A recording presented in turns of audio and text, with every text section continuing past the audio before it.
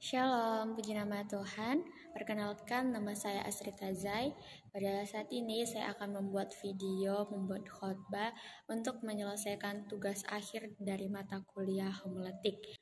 Kebenaran firman Tuhan kepada kita pada saat ini kita buka di dalam Matius pasal 14 ayat 22 sampai 31. Inilah firman Tuhan, Yesus berjalan di atas air. Sesudah itu, Yesus segera memerintahkan murid-muridnya naik ke perahu dan mendahulunya ke seberang.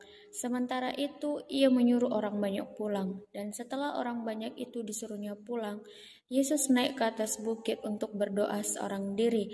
Ketika hari sudah malam, ia sendirian di situ. Perahu murid-muridnya sudah beberapa mil jauhnya dari pantai dan diombang-ambingkan gelombang karena angin sakal. Kira-kira jam 3 malam datanglah Yesus kepada mereka berjalan di atas air. Ketika murid-muridnya melihat dia berjalan di atas air, mereka terkejut dan berseru, "Itu hantu!" Lalu berteriak-teriak karena takut. Tetapi segera Yesus berkata kepada mereka, "Tenanglah, aku ini, jangan takut." Lalu Petrus berseru dan menjawab dia, "Tuhan, apabila Engkau itu, suruhlah aku datang kepadamu berjalan di atas air." Kata Yesus, "Datanglah." Maka Petrus turun dari perahu dan berjalan di atas air mendapatkan Yesus. Tetapi ketika dirasanya tiupan angin, takutlah ia dan mulai tenggelam lalu berteriak, "Tuhan, tolonglah aku." Segera Yesus mengeluarkan tangannya, memegang dia dan berkata, "Hai orang yang kurang percaya, mengapakah engkau bimbang?" Pada kebenaran firman Tuhan kepada kita pada saat ini, saya mengambil tema iman yang mengatasi ketakutan. Apa yang harus kita lakukan supaya iman kita ini bisa mengatasi ketakutan kita? Dalam kita mengiring akan Tuhan, di dalam kita bersama-sama dengan Tuhan. Yang harus kita lakukan adalah yang pertama, bergerak maju bersama Yesus. Saudara, kebenaran firman Tuhan kepada kita pada saat ini menceritakan bagaimana pada waktu itu Yesus menyuruh murid-muridnya untuk naik ke perahu dan mendahulunya ke seberang. Dan sementara ia menyuruh murid-muridnya untuk pergi ke seberang, ia pun menyuruh orang banyak pulang.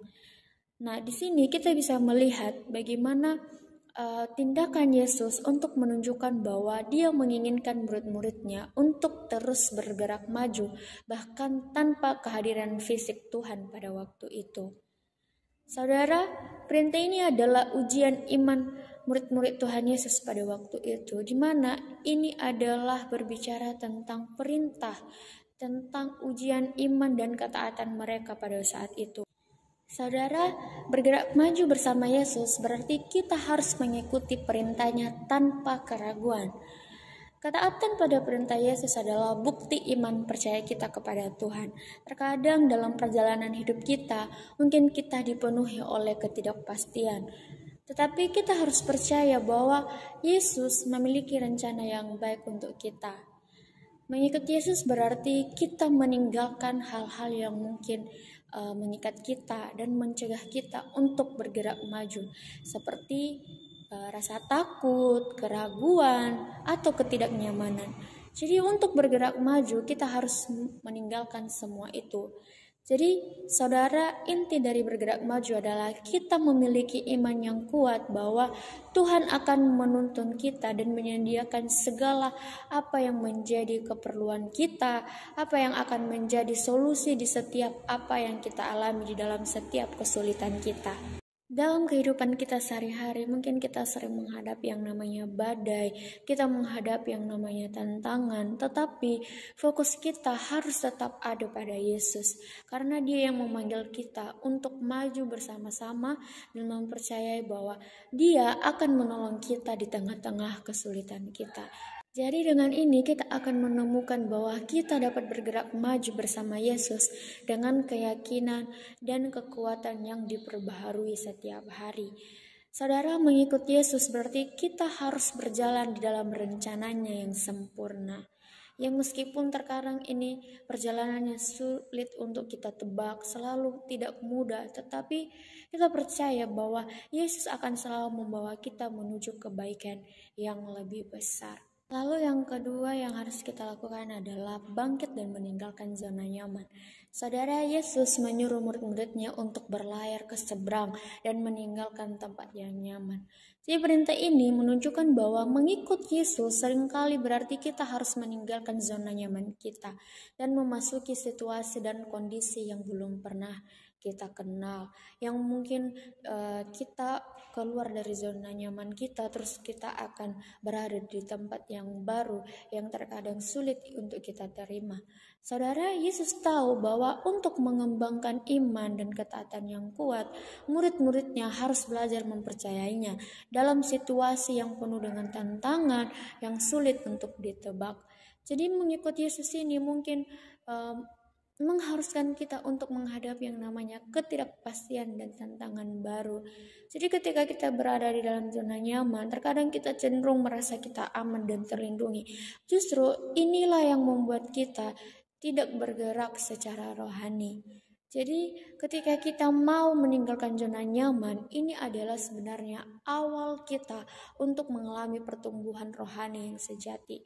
Ketika kita mau berani keluar dari zona nyaman kita, berarti kita berani mengambil langkah-langkah iman yang besar dalam setiap kehidupan kita. Jadi ketika kita berani keluar dari zona nyaman, berarti kita harus berani mengambil langkah-langkah iman yang besar dan harus mempercayai bahwa Tuhan akan menuntun kita. Saudara, ketika kita berani keluar dari zona nyaman, berarti kita membuka diri untuk pengalaman baru yang dapat memperdalam hubungan kita dengan Tuhan. Petrus di ayatnya yang ke-29, ini adalah contoh kepada kita. Petrus menunjukkan iman yang luar biasa dengan cara ia melangkah keluar dari perahu dan berjalan di atas air menuju Yesus. Saudara, ini adalah contoh yang sangat jelas bagaimana meninggalkan zona nyaman dapat membawa kita ke dalam pengalaman iman yang sangat luar biasa. Meskipun pada akhirnya kita melihat Petrus akhirnya mulai tenggelam karena keraguannya, tetapi Yesus tetap menyelamatkannya. Jadi dari peristiwa ini menggambarkan bahwa Tuhan menghargai iman kita. Tuhan menghargai langkah iman kita. Meskipun ada keraguan, ada kegagalan, tetapi Yesus akan selalu siap untuk menolong dan mengangkat kita kembali. Ketika kita berani melangkah keluar dalam iman kita. Selain itu, saudara, Abraham dipanggil untuk meninggalkan tanah kelahirannya. Ketika Allah memanggil Abraham, Tuhan memerintahkannya untuk meninggalkan tanah kelahirannya, dia harus meninggalkan keluarganya, dia harus meninggalkan rumahnya, rumah ayahnya, dan ia harus pergi ke tanah yang akan ditunjukkan Tuhan kepadanya. Ini adalah panggilan yang menuntut keberanian dan iman yang kuat. Abraham tidak tahu kemana dia akan pergi atau apa yang akan dihadapi di tempat yang baru. Namun dia taat kepada panggilan Tuhan. Tanpa ragu, Abraham meninggalkan zona nyaman dan memulai perjalanan yang penuh dengan ketidakpastian. Dan selain daripada itu, walaupun dia berjalan tanpa ketidakpastian, tetapi dia tetap menaruh kepercayaannya kepada Tuhan. Dia tetap sepenuhnya bergantung pada janji-janji Tuhan. Dalam ketaatan dan imannya, Abraham menjadi teladan bagi kita semua. Dia menunjukkan bahwa meninggalkan zona nyaman dan mengikuti panggilan Tuhan itu memerlukan iman yang teguh dan keyakinan bahwa Tuhan akan membimbing dan menyediakan segala kebutuhannya. Jadi perjalanan Abraham tidak selalu mudah pada waktu itu. Dia menghadapi banyak tantangan dan ujian. Namun imannya kepada Tuhan tidak goyah. Itu semua tidak membuat imannya goyah kepada Tuhan. Walaupun banyak tantangan, banyak rintangan yang dia hadapi. Dan dia terus melangkah maju dengan keyakinan bahwa Tuhan akan memegang kendali hidupnya. Jadi saudara, kisah Abraham mengajarkan kita bahwa dalam ketaatan dan penyerahan total kita kepada Tuhan, kita akan menemukan penyertaan dan berkat Tuhan yang luar biasa, meskipun jalannya penuh dengan ketidakpastian. Lalu yang terakhir yang kita lakukan adalah tetap percaya. Ketika Petrus mulai tenggelam, ia berteriak meminta pertolongan Yesus.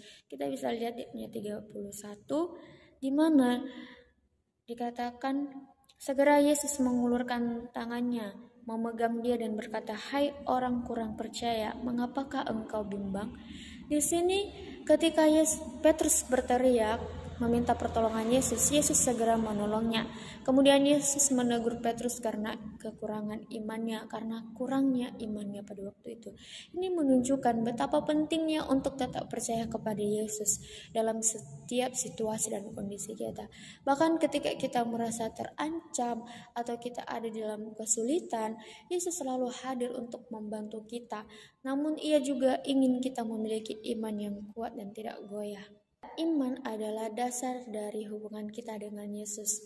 Tanpa iman kita mudah digoyahkan oleh masalah, oleh ketakutan.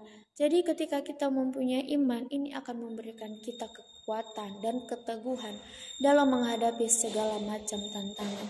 Jadi Yesus mengajarkan kita untuk terus mempercayainya meskipun keadaan kita tampak sulit.